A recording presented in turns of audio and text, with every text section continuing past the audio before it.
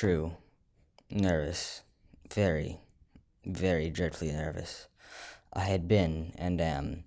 But why will you say that I am mad? The disease had sharpened my senses, not destroyed, not dulled them. Above all was a sense of hearing acute. I heard all things in heaven and in the earth. I heard many things in hell. How, then, am I mad? Hearken, and observe how healthily, how calmly, I can tell you the whole story. Oh, you would have laughed to see how cunningly I thrust in. I moved in slowly, very, very slowly, so that I may not disturb the old man's sleep. It took me an hour to place my whole head within the openings, so far that I could see him as he lay upon his bed. Ha! Would a madman have been so wise as this? And then, when my head was well in the room, I undid the lantern, cautiously, oh, so cautiously. Cautiously, for the hinges creaked. I undid it just so much that a single thin ray fell upon his vulture eye. And this I did for 7 long nights, every night, just at midnight, but I found the eye always closed. I dragged him to the floor and pulled the heavy bed over him, and smiled gaily to find the deed so far done. But for many minutes the heart beat on with a muffled sound. This, however, did not vex me. It would not be heard through the wall. At length it ceased. The old man was dead. I removed the bed and examined the corpse. Yes, he was stone dead. I placed my hand upon the heart and held it there for many minutes. There was no pulsation. He was stone dead. His eye would trouble me no more. If you still think me mad, you will no longer when I describe the wise precautions I took for the concealment of the body. The night waned, and I worked hastily, but in silence. First of all, I dismembered the corpse. I cut off the head, and the arms, and the legs. I then took up 3 planks from the flooring of the chamber, and disposed all between the scantlings.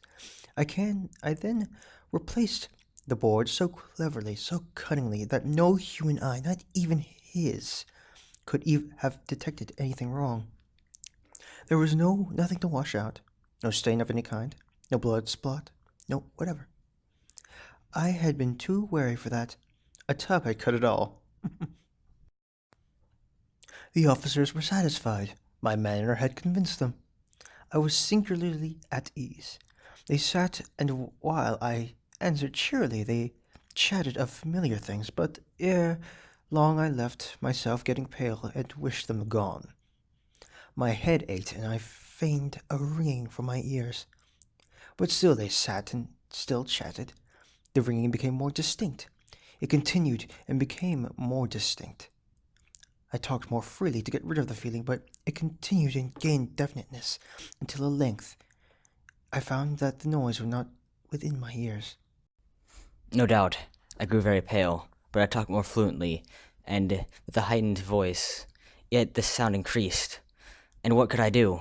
It was a low, dull, quick sound, much such as a sound as a watch makes when enveloped by cotton.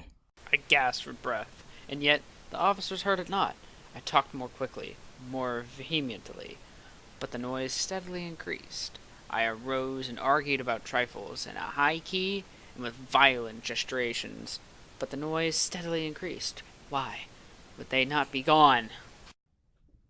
I paced the floor and fro with heavy strides, as if excited to the fury of the observations of the 2 men. But the noise steadily increased. Oh God, what could I do? I foamed, I raved, I swore. I swung the chair upon which I had been sitting and grated upon the boards, but the noise arose over all and continually increased. It grew louder, louder, louder, and still the men chatted presently and smiled. Was it possible they heard not? Almighty God, no, no, they heard. They suspected. They knew. They were making a mockery of my horror. This I thought, and this I think. But anything was better than this agony. Anything was more tolerable than this derision. I could bear those hypocritical smiles no longer. I felt that I must scream or die. And now again. Hark louder, louder, louder, louder. Villains, I shrieked. Disassemble no more. I admit the deed. Tear up the planks. Here is the beating of his hideous heart.